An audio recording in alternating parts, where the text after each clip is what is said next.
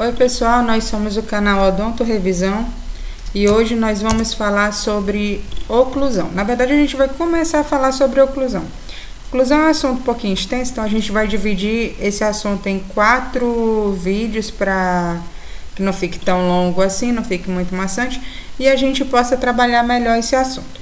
Então vamos começar com a parte 1 de oclusão. Para início de conversa, oclusão é a relação estática e dinâmica das superfícies oclusais do dente. A gente entende como relação estática a intercuspidação dentária, que é aquele movimento de abrir e fechar a boca, o chamado movimento, que geralmente chama de movimento de oclusão, né? O movimento, então, relação estática é aquele movimento de abrir e fechar a boca. E a gente vai entender como relação dinâmica os movimentos mandibulares, que são aqueles movimentos de protrusão, retrusão e lateralidade, né? E as superfícies oclusais a gente vai entender como as bordas incisais dos dentes anteriores e as faces oclusais dos dentes posteriores.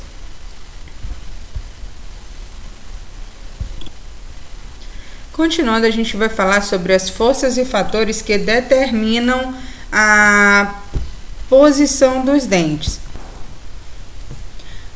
O alinhamento da dentição nos arcos dentários, ele ocorre como resultado das forças multidirecionais complexas, atuando nos dentes durante e após a erupção, né? As atividades da mastigação, deglutição e fala dependem dos dentes bem posicionados e de sua relação com os dentes opostos quando ocluídos. Ao erupcionar, os dentes eles são direcionados para uma posição onde as forças opostas estão em equilíbrio. Mas que forças opostas seriam essas? A gente tem, do lado vestibular dos dentes, a gente tem o lábio e a bochecha. O lábio e a bochecha, eles exercem força lingual, ou seja, eles empurram o dente na direção da língua, na face lingual. Oposto a isso, do outro lado, digamos assim, do dente, a gente tem a língua, que exerce uma força oposta, ou seja, ela vai exercer uma força vestibular. Ela vai empurrar os dentes para vestibular, para a região de lábio e bochecha, né? Essas forças, tanto as forças vestibulares quanto a força lingual, elas são leves e constantes e se originam dessa musculatura que circunda o dente, no caso a musculatura dos lábios, da bochecha e da língua. E tanto uma quanto a outra podem mover os dentes no arco dentário. Quando essas duas forças estão em equilíbrio, a gente diz que os dentes eles estão em posição neutra, né? Ou seja, quando as forças vestibulolinguais se igualam às forças bucolinguais, né? Então, aí a gente considera a posição neutra. Tem também as forças que não se originam diretamente da musculatura oral, mas são associadas a hábitos orais que podem influenciar na posição dos dentes, como morder constantemente cachimbo, chupeta, instrumentos musicais. Então, essas forças que são exercidas por elementos externos, digamos assim, por hábitos, também podem influenciar no posicionamento do arco dentário, dos dentes no arco dentário. Principalmente que a gente conhece bem a questão da chupeta, né, dos hábitos desde a primeira infância, que são alguns dos maiores causadores do uso de aparelho na adolescência.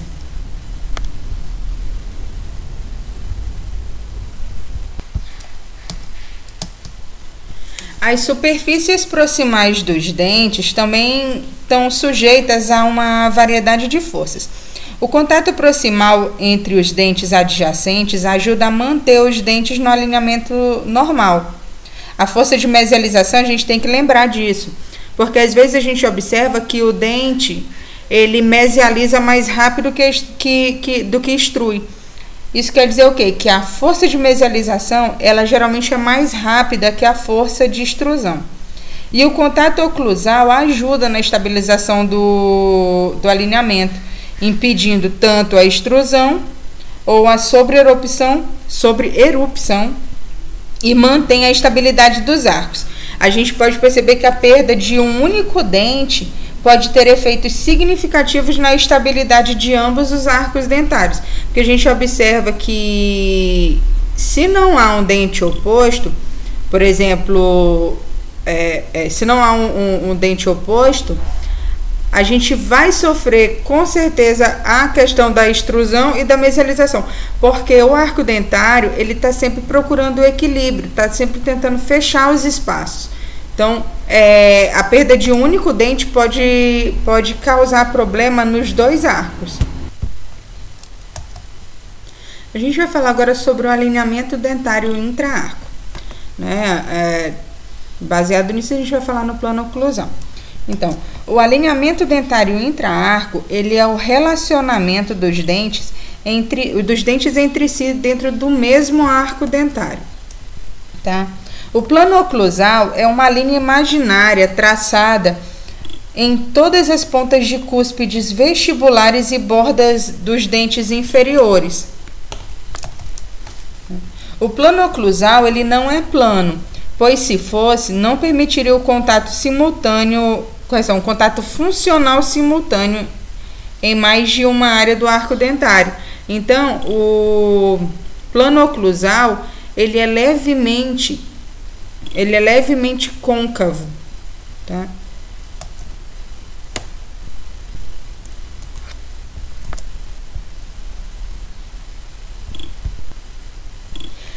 E a curvatura do plano oclusal, ela é resultado do fato de que os dentes estão posicionados no arco com vários ângulos de inclinação. A gente vai falar sobre as curvas de compensação, começando pela curva de Spee. A curva de Spee, ela é uma linha imaginária traçada através da ponta da cúspide vestibular dos dentes posteriores, dos molares e dos pré-molares, convexa no arco superior e côncava no arco inferior. Essa curva, ela só dá para visualizar através da vista lateral do arco. Essas linhas convexa no arco superior e côncava no arco inferior, elas se encaixam perfeitamente quando os arcos se ocluem. Já a curva de Wilson, ela é uma linha imaginária, é uma curva imaginária traçada no plano frontal, que passa pelo vértice das cúspides vestibulares e linguais dos dentes molares de ambos os lados. Então, como a gente pode perceber, a curva de Spee, ela é visualizada no mesmo hemiarco, né? No mesmo arco, no mesmo hemiarco. Já vista lateral. Já a curva de Wilson, ela pode ser visualizada ou imaginada no plano frontal, utilizando os dois hemiarcos do mesmo arco dentário, né? Então, é uma curva que vai de molar, passando de um molar para o outro, sem seguir toda a arcada dentária. Ela só sai da vestibular de um molar e termina lá na vestibular do outro molar. Essa curva ela só pode ser vista frontalmente. Este intercruzamento harmonioso, o intercruzamento harmonioso entre os dentes superiores e inferiores permitem uma movimentação lateral suave. Os dentes posteriores do arco superior têm inclinação ligeiramente para vestibular e os dentes posteriores do arco inferior têm inclinação ligeiramente lingual. Então a gente já pode ver isso.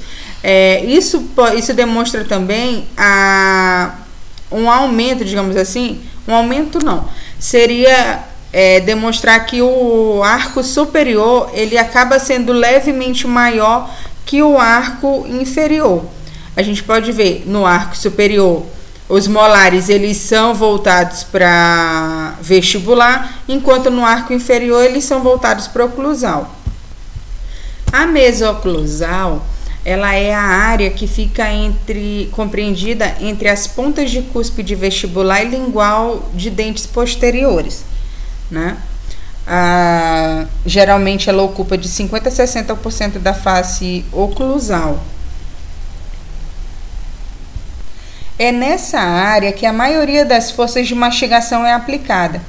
Essa área ela é considerada aspecto interno do dente, porque ela se situa entre as pontas de cúspide. Já o aspecto externo, ele é a área oclusal situada fora das pontas de cúspide.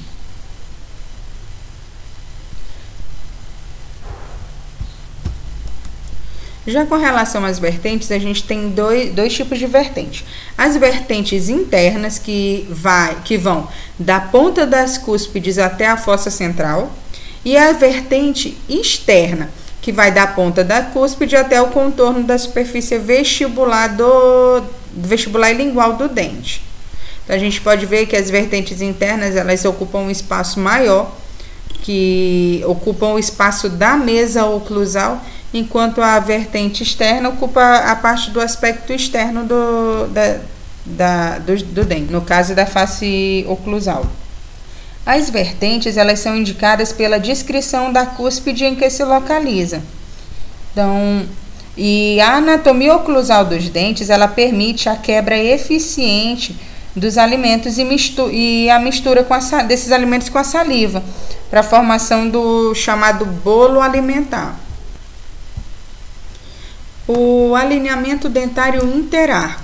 O alinhamento dentário interarco, ele é a relação dos dentes de um arco com os dentes do arco oposto. Os dentes do arco superior com os dentes do arco inferior. Os dentes maxilares e mandibulares, eles ocluem de maneira precisa e exata. O comprimento do arco é uma linha imaginária que vai da distal do terceiro molar e se estende pela área de contato dos dentes até chegar na distal do terceiro molar oposto. O comprimento do arco maxilar é ligeiramente maior do que o do arco da mandíbula. Isso se deve ao fato de os incisivos inferiores serem mais estreitos que os incisivos superiores. Já a largura do arco é a distância através das arcadas dentárias.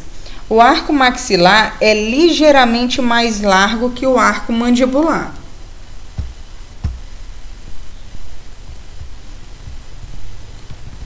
Em uma relação oclusal normal, as cúspides vestibulares dos dentes inferiores ocluem nas áreas de fossa central dos dentes superiores.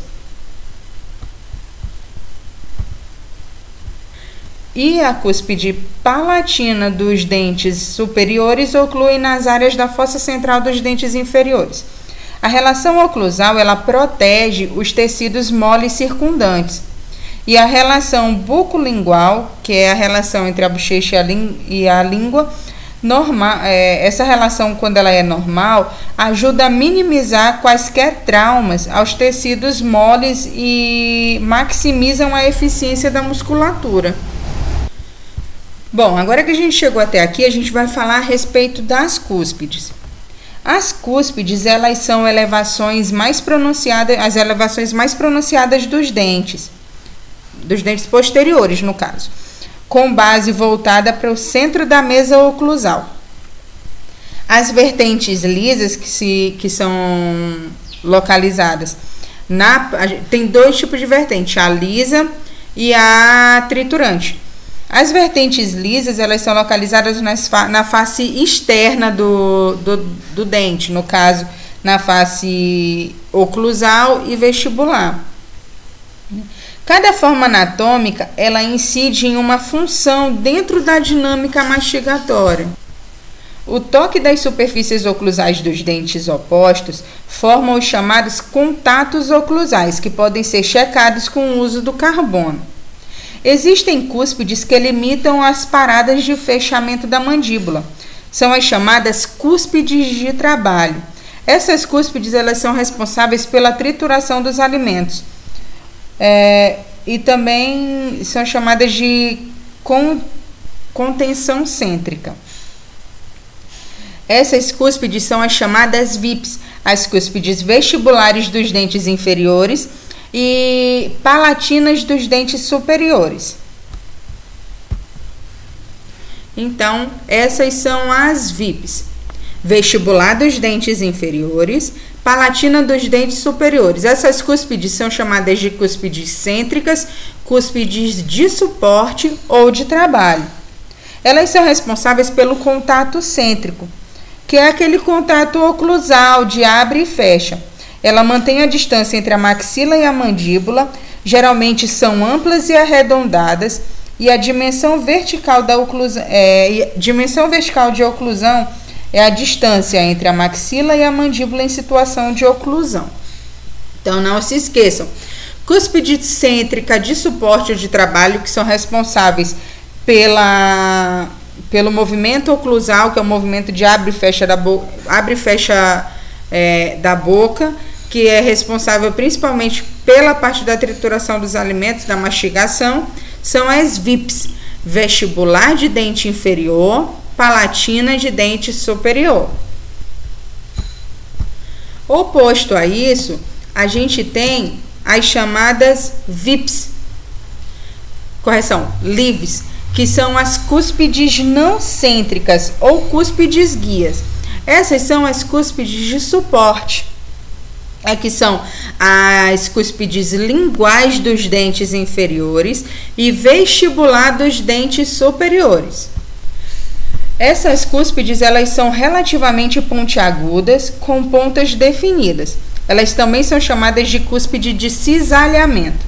A função delas é minimizar o impacto tecidual, manter o bolo alimentar na mesa oclusal durante a mastigação e a estabilidade da mandíbula. Elas são responsáveis também, são utilizadas nos movimentos de lateralidade. Ela contata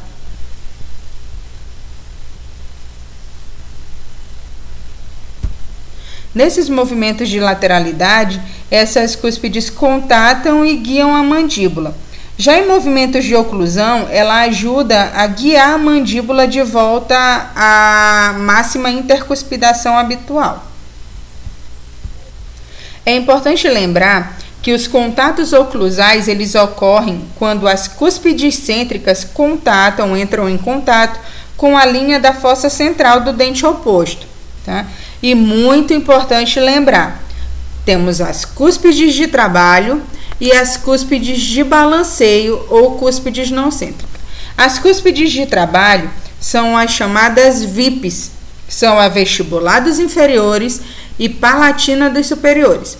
Já as cúspides de balanceio ou não cêntrica ou de suporte ou de cisalhamento, a gente pode encontrar todo e qualquer um desses nomes, são as chamadas LIVs, que são as linguais dos dentes inferiores e vestibulares dos dentes superiores.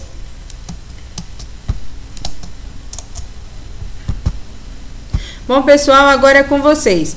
O vídeo foi interessante para você? Clica no gostei, ajuda muito a gente, tá? Aproveita e compartilha com os seus colegas da faculdade. Se esse vídeo foi interessante para tirar suas dúvidas, também pode tirar a dúvida do seu colega. Compartilha com todo mundo, valeu?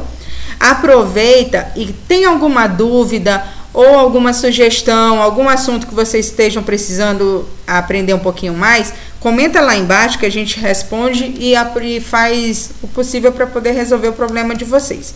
Não esquece de se inscrever, é muito importante também para o nosso canal crescer, mas além de se inscrever, ativa o sininho para na hora que surgir vídeo novo, você ser notificado pelo YouTube. Então, galera, valeu, bons estudos e até a próxima.